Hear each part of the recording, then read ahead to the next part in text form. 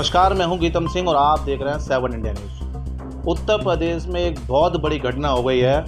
और ये सब जानते हैं। उसकी चर्चा भी सोशल मीडिया लीजिए या अखबार लीजिए या आप इस मेन स्ट्रीम मीडिया लीजिए, हर चैनल पर आप देख रहे हैं कि भगवान श्री राम के घर चोरी का प्रकरण इस तरह से सामने आया है कि जिन लोगों को वहाँ चौकीदार बनाया या जिम्मेदार बनाया, वही भगवान श्री राम के घर में चोरी करने लगे हैं। ये किस तरह की घटना है और इस पर कितना जो आस्था रखते हैं भगवान श्री राम में, उन पर कितना प्रभाव पड़ा है, इस बात की चर्चा करने के लिए हमारे साथ हैं समाजवादी पार्टी से युवा नेता नीरज कांत जी। नीरज कांत जी, किस तरह से देखते हैं आप जिस तरह से भगवान श्री राम के घर में चोरी की गई करोड़ों की चंदे की, कैसे देखते हैं आप इसे? बहुत बहुत धन्यवाद आपका पत्रकार महोदय। आपने एक ज्वलंत मुद्दे को आज मेरे समक्ष प्रस्तुत किया है। मेरे मायने में सबसे पहले तो ये जो विषय है धार्मिकता का भी है, आध्यात्मिकता का भी है, लोगों के विश्वास से भी जुड़ा हुआ है। हम उस सिस्टम की बात करते हैं जिस सिस्टम पे आज की जनता भरोसा करती है, जिस सरकार पे भरोसा करती है कि जिस तरीके के कार्य को जनता चाहती है वो होना चाहिए। लेकिन आज आप एक बात देख रहे हैं, जनता के बीच में जो मुद्दा आज आप मेरे समक्ष लेकर के बैठे हुए हैं, उसमें आप मुझसे ये सवाल कर रहे हैं कि जो चंदा चोरी का विषय है उसको आप किस प्रकार से देखते हैं। सबसे बड़ी बात, जिन लोगों को जिम्मेदार बनाया गया इस चीज़ को संरक्षित रखने के लिए, सुरक्षित रखने के लिए, क्या उन्होंने अपनी जिम्मेदारी से उसका निर्वाह किया? नहीं किया। जो भी पार्टी, संगठन, लोग,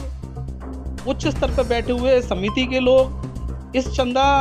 को लेकर के जवाबदेही जिनकी बनती है, क्या उन्होंने अपने कर्मठ तरीके से, निष्पक्ष तरीके से अपनी जिम्मेदारियों का निर्वाह किया? ये बड़ा सवाल है। जिस तरह से 8 लोगों की गिरफ्तारी पुलिस ने दिखाई है, क्या लगता है कि वो जो 8 लोग हैं वही जिम्मेदार हैं या इसके पीछे एक बड़ा कोई रैकेट है, कोई बड़ा मास्टरमाइंड है जिसको अभी पुलिस वहाँ तक नहीं पहुँच पा रही है? देखिए, प्रभु श्री राम का जो मंदिर है वो भारतवर्ष में आध्यात्मिकता का विषय है। और सबसे बड़ी बात, प्रभु श्री राम के मंदिर में चोरी होना छोटी बात नहीं है। ये उन करोड़ों भारतवासियों की श्रद्धा का विषय है कि उनके द्वारा प्रभु श्री राम के दरबार में, प्रभु श्री राम मंदिर में जो चढ़ावा चढ़ाया गया, जो दान किया गया, दान की वस्तुएं दी गई, चाहे वो किसी भी स्वरूप में दी गई, उसको अगर संरक्षित तरीके से, सुरक्षित तरीके से अगर आज की सरकार में वहाँ के जिम्मेदार लोग नहीं सुरक्षित कर पा रहे हैं, तो ये उनके लिए बड़ा क्वेश्चन मार्क है, बड़ा धब्बा है। बड़ा धब्बा है, बड़ी शर्मनाक बात है कि जिन लोगों को जिम्मेदारी दी गई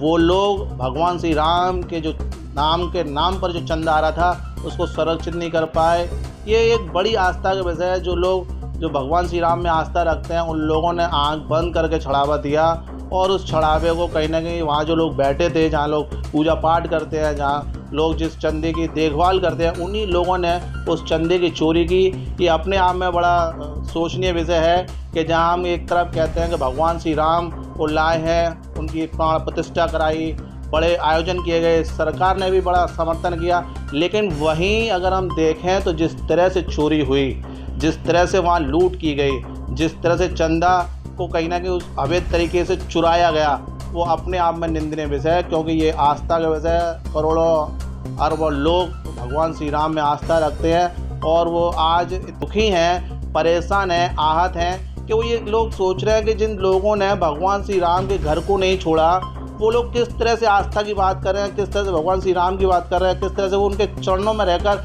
किस तरह चोरी की। ये कहीं एक तरह से देखा जाए तो ये सोच से बहुत परे दिखाई देता है। वहीं हम एक और बात पूछना चाहेंगे, जिस तरह से समाजवादी पार्टी सीबीआई की जांच की मांग कर रही है, वहीं एसआईटी की जांच करके 8 लोग गिरफ्तार किया है, लेकिन समाजवादी पार्टी सीबीआई की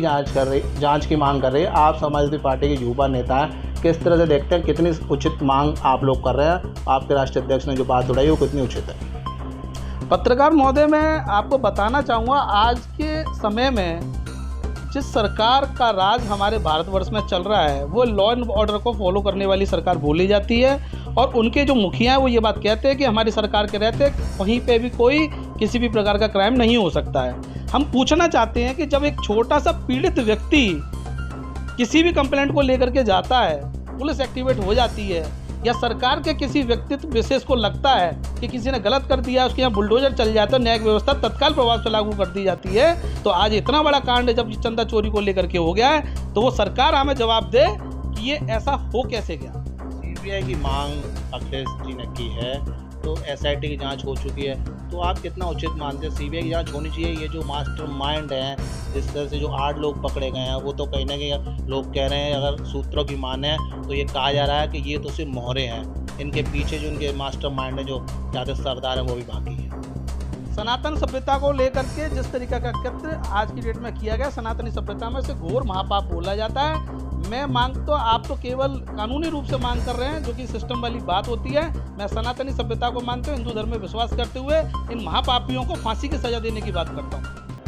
सीबीआई की बात हम कर रहे हैं, सीबीआई की जो मांग की है वो कितनी उचित मानते हैं? क्या इससे कोई निष्कर्ष निकलेगा? बिल्कुल निकलेगा। देखिए, वैधानिक कार्रवाई जब जब की जाती है तो लोगों का एक विश्वास जागृत होता है, लोगों को लगता है कि जिन लोगों ने गलत किया है, गलत तरीके का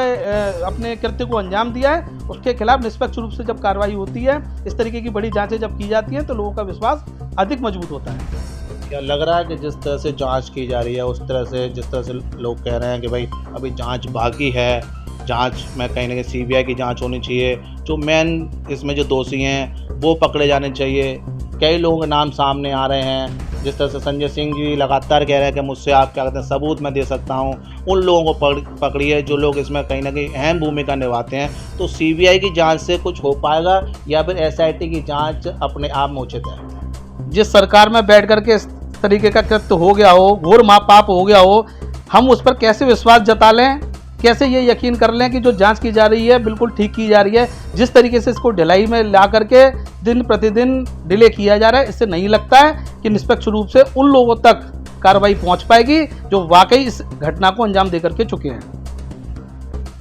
तो ये है हमारे साथ थे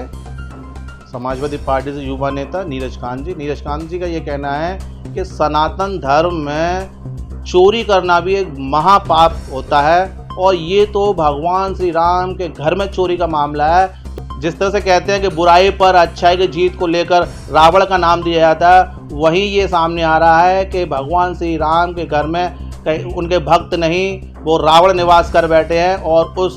क्या कहते हैं रावण निवास के बाद ये लोग इस तरह से हावी हो गए हैं कि भगवान श्री राम के घर में चोरी कर रहे हैं। लेकिन वहीं जैसे नीरज कांत जी का कहना था कि जो जांच चल रही हैं वो सरकार की कहीं ना कहीं एजेंसियां हैं, तो हम कैसे विश्वास कर लें कि ये जांचें निष्पक्ष होंगी, क्योंकि इस चोरी के पीछे वो अहम भूमिका निभा रहे जो मास्टरमाइंड हैं वो अभी गिरफ्तारी से दूर है। तो क्या ये देखने वाली बात होगी, जिस तरह से समाजवादी पार्टी ने सीबीआई जांच की मांग की है और एसआईटी की जांच हो चुकी है, तो क्या उन लोगों को पकड़ा जाएगा, क्या वो गिरफ्तार होंगे और क्या भगवान श्री राम में जो आस्था रखने वाले लोग हैं उनकी आस्था जो आहत हुई है उसको किस तरह से सत्ता पक्ष और कहीं ना कहीं जो जांच एजेंसियां हैं, जो जांच कर रही हैं, वो इस बात का प्रमाण दे पाएंगे कि कहीं ना कहीं जो सरकार में लोग बैठे हैं वो सही जांच करेंगे और भगवान श्री राम के घर में चोरी करने वालों को किसी कीमत पर बख्शा नहीं जाएगा। जिस तरह से हमारे सीएम योगी आदित्यनाथ ने भी कहा है कि भगवान श्री राम के घर में जो चोरी में जो लिप्त हैं वो एक एक व्यक्ति को सज़ा मिलेगी, एक एक व्यक्ति की गिरफ्तारी होगी।